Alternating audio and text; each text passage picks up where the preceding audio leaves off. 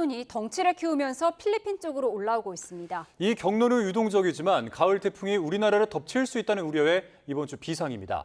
자, 자세한 태풍 상황 취재 기자와 함께 알아보겠습니다. 김민경 YTN 기상재난 전문기자 지금 스튜디오에 나와 있습니다. 어서 오세요. 안녕하세요. 안녕하세요. 네, 태풍이 지금 어디에 있는 건가요? 네, 구름 상황을 볼 수 있는 위성 영상 보면서 확인해 보겠습니다. 필리핀 북쪽, 타이완 남쪽 해상에 있는 동그란 구름 덩어리가 이 18호 태풍 끄라톤인데요.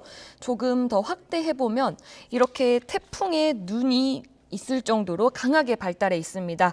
현재 중심 부근의 최대 풍속이 초속 47m로 매우 강한 세력으로 발달한 태풍입니다. 네, 이렇게 강한 태풍이 사람이 걷는 수준으로 굉장히 천천히 이동을 하고 있다면서요? 예, 맞습니다. 지금 태풍이 이동하는 속도가 시속 5km입니다. 일반적으로 사람들이 편안하게 걸을 때 속도가 시속 4에서 6km 정도인데요. 네. 그리고 조깅할 때의 속도가 시속 6에서 8km 정도입니다. 그러니까 사람이 걷는 수준으로 아주 느리게 이동하고 있는 겁니다. 이 문제는 지금 태풍이 지나고 있는 필리핀 북쪽과 타이완 남쪽 해상의 수온이 30도 안팎으로 여전히 뜨거워서 태풍이 발달하기 좋은 조건이라는 건데요. 이곳을 지나는 동안은 태풍이 계속해서 강한 세력으로 발달할 걸로 보입니다. 네, 태풍이 계속 강한 세력으로 발달을 하게 되는데 그럼 이제 앞으로의 경로가 중요하잖아요. 어디로 이동하는 건가요? 네, 그래픽 보실까요? 우선 우리나라와 일본, 미국 기상청이 공식적으로 발표한 태풍 예상 진로입니다. 이 각국의 공식적인 태풍 진로는 약 5일가량의 예상 경로만 발표하는데요. 먼저 대한민국 기상청이 예보한 태풍 진로를 보면 이 태풍이 점점 북서쪽으로 이동하다가 갑자기 방향을 틀어서 타이완을 관통해 북상하는 걸로 발표했습니다. 일본 기상청과 미국 기상청 역시 타이완 남서쪽 해상까지 북서진하다가 전향하면서 타이완 내륙을 지나 한반도를 향해 북상할 걸로 전망해서 이 태풍의 한반도행이 매우 유력한 상황입니다. 근데 왜 그대로 이렇게 북서쪽으로 안 가고 갑자기 이렇게 방향을 틀게 되는 거예요? 네, 한반도 주변 일기도 보면서 설명드리겠습니다. 네. 이 태풍이 지금 서쪽으로 이동하는 이유 먼저 확인해 보겠습니다. 이 L자로 적혀 있는 동그란 원형 모양이 이 문제의 18호 태풍 끄라톤이고요. 일본 남쪽에 있는 동그란 원형이 17호 태풍 제비입니다. 이 북태평양 고기압은 이 17호 태풍에 이렇게 막혀 있는데요. 이 중국 내륙 쪽에 있는 고기압 보이시나요? 이 태풍은 시계 반대 방향으로 회전을 하고 고기압은 시계 방향으로 이렇게 회전을 하는데요. 이 다른 바람이 존재하지 않은 상태에서 이 바람이 이렇게 맞물리면서 동풍이 강화되기 때문에 이 태풍이 서쪽으로 계속해서 이동을 하게 되는 건데요. 이 태풍은 타이완까지 이동했을 때 이 중국 내륙의 고기압이 약화된 가운데 다음에는 북쪽에서 이 대기 상층의 기압골이라고 하는 상층의 찬 빠른 바람이 이렇게 내려오게 되는데 그리고 17호 태풍이 북동쪽으로 빠져나가면서 북태평양 고기압도 이렇게 다시 확장을 하게 됩니다. 이 때문에 태풍이 북태평양 고기압의 가장자리를 타고 상층의 빠른 흐름을 타고 올라오면서 이렇게 위쪽으로 북상하게 되는 겁니다. 네, 말씀하신 것처럼 공식 진로는 지금 타이완 북동쪽 해상까지 이렇게 나왔는데요. 지금 중요한 건 한반도에 오냐 안 오냐 이거잖아요. 어떻게 예상되나요? 네, 맞습니다. 먼저 하나하나 살펴볼까요? 네. 먼저 한국 모델 킴 보겠습니다. 네. 이 타이완 해상을 지나서 점차 북동쪽으로 이렇게 지나면요. 지금이 2일 정오 부근이고요. 현재 태풍은 타이완 부근에 있습니다. 지금 저 태풍이 밑에 있는 L이죠? 네, 맞습니다. 예. 조금 더 시간을 돌려보면요. 3일에 이렇게 태풍이 타이완을 지나면서 올라오기 시작해 4일 밤쯤이 되면 이렇게 남해안 부근까지 상륙한 뒤에 대한해협을 통과하는 걸로 지금 예상을 하고 있습니다. 다음에는 영국 모델입니다. 영국 모델 역시 이렇게 타이완을 관통하는 걸로 보는데요. 날짜를 좀 돌려보겠습니다. 날짜를 돌려보면 역시 3일에 타이완을 지나서 이렇게 북상하고 영국 모델은 일본을 조금 더 향하는 걸로 보고 있고요. 하지만 역시 4일 밤쯤에는 대한해협을 통과하는 걸로 보고 있습니다. 다음에는 유럽 모델인 ECMWF가 예측한 화면 보시면요. 이렇게 타이완을 지날 때까지는 태풍의 세력을 유지한 채 이렇게 중심 풍속이 강하게 발달해 있는데요. 네, 문제는 4일이 지나고 목요일 그리고 금요일쯤에는 이렇게 약화돼서 없어져 버립니다.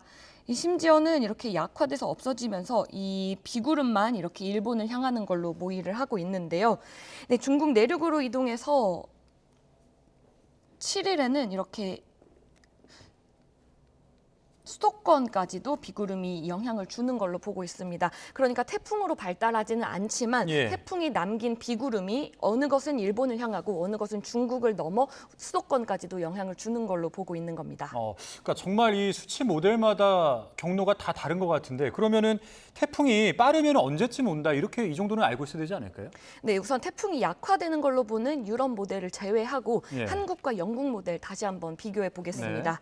이 한국 모델은 4일 밤에서 5일 사이 왼쪽이 한국 모델이고요. 네, 맞습니다. 4일 밤에서 5일 사이에 이렇게 지나는 걸로 보고 있고요.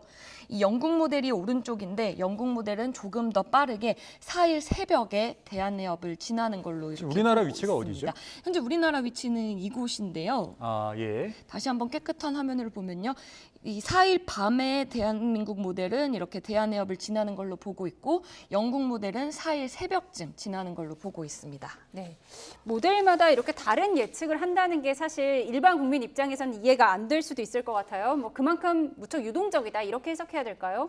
네, 맞습니다. 이 변수가 두 가지가 있는데요. 이 먼저 태풍이 얼마나 서쪽으로 지나서 이 타이완 부근의 어느 쪽을 지나는지가 관건인데요. 먼저 태풍이 이렇게 타이완 부근의 오른쪽으로 이동하게 되면 태풍이 약화하지 않고 그대로 강한 채로 한반도 부근으로 북상할 가능성이 조금 더 크고요.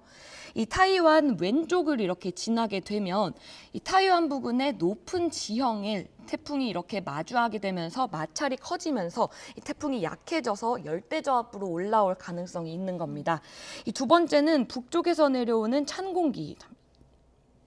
영향인데요. 이렇게 조금 전에도 본 그림인데 태풍이 상층 기압골과 이렇게 가깝게 되면 이 흐름을 타고 이렇게 빠르게 북상을 하게 될 텐데 이 태풍과의 거리가 멀 경우에는 천천히 올라오면서 올라오는 동안 약해질 가능성도 있는 건데요. 그러니까 최악은 이 태풍이 타이완 동쪽에서 방향을 틀고 상층 기압골에 바람을 타서 강한 세력으로 빠르게 올라와 버리면 우리나라의 3일에서 5일 사이에 영향을 크게 미칠 수 있는 겁니다. 그러면 이제 이 태풍이 어디까지 와야 이 진로가 좀 확실하게 저희가 예상을 할 수 있을까요? 이 태풍이 타이완 부근에서 방향을 바꾸는 시점인 2일에서 3일쯤이 관건이 될 걸로 보이는데요. 이 앞서 말씀드린 대로 얼마나 서쪽으로 이동하는지와 올라오면서 상층 흐름을 타는지가 큰 변수로 작용하기 때문에 이 당분간은 태풍 진로에 주의 깊게 살펴야 할 것 같습니다. 네, 예상 경로가 너무 다양해서 어떻게 대비해야 할지 참 고민이 되는데 태풍이 어디로 왔을 때 가장 위험하다 이렇게 볼 수 있을까요?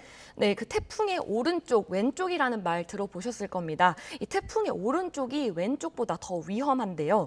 우리나라는 서쪽에서 동쪽으로 이동하는 편서풍대에 속해 있어서 이 반시계 방향으로 부는 태풍 자체의 바람과 이 편서풍이 합쳐지면 바람이 더 강해지게 되는데요.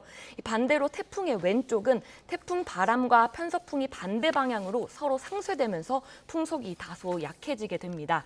이 태풍이 서해안으로 북상하게 되는 경우에는 우리나라의 태풍의 오른쪽, 그러니까 위험 반원에 들게 되면서 수도권과 충청, 호남 지방을 중심으로 비바람 피해가 커지게 되고요. 태풍이 대한해협을 통과하게 되면 일본이 위험 반원에 들면서 우리나라보다 태풍 피해가 더 크게 됩니다. 하지만 그렇다고 하더라도 우리나라에 근접하면 통과하게 되면 이 태풍의 왼쪽에 있다고 해도 영남 해안과 동해안은 폭우와 강풍 피해에서 벗어날 수 없어서 주의가 필요하게 됩니다. 네. 자, 이번 주가 징검다리 연휴입니다. 이번 연휴 맞아서 이제 뭐 여행 계획하시는 분들도 많고 뭐 휴가 내신 분들도 많이 계실 텐데 태풍이 온다고 하니까 왠지 좀 불안하신 분들 굉장히 많으실 것 같아요. 이번 그 항공기나 여객선 운항 어떤 차질인지 좀 소개를 해주시죠. 네, 우선 태풍이 아직은 먼 해상에 있기 때문에 주 중반까지는 직접 영향을 받지는 않을 걸로 보입니다. 하지만 한반도 부근으로 상층의 찬 공기가 내려온 가운데 이 태풍이 끌어올리는 따뜻하고 습한 공기가 강하게 충돌하면서 이 연휴 기간 동안은 비바람이 잦을 걸로 보이는데요. 우선 내일은 비보다 비보다는 바람을 더 조심하셔야겠습니다. 이 비의 양은 내륙에 5에서 10mm로 많지는 않은데요. 이 전국적으로 순간 풍속이 15에서 20m에 달하는 강한 바람이 예보가 됐습니다. 특히 서해와 제주 해상을 중심으로는 강풍과 함께 최고 4m의 높은 물결이 일 걸로 보여 안전사고에 각별히 주의하셔야겠고요. 이 개천절 연휴인 3일에서 5일쯤에는 남쪽과 동쪽을 중심으로 많은 비가 예상되는데요. 아직 구체적인 강수량은 나오지 않았지만 성질이 다른 공기가 강하게 부딪힐 걸로 보이고 이 태풍이 근접하면서 이 직간접 영향도 있을 걸로 보여 여행 계획 세우실 때 고려하시는 게 네. 좋겠습니다. 공교롭게도 징검다리 연휴 기간에 전해진 태풍 소식 자세하게 짚어봤습니다. 김민경 기자였습니다. 고맙습니다. 고맙습니다.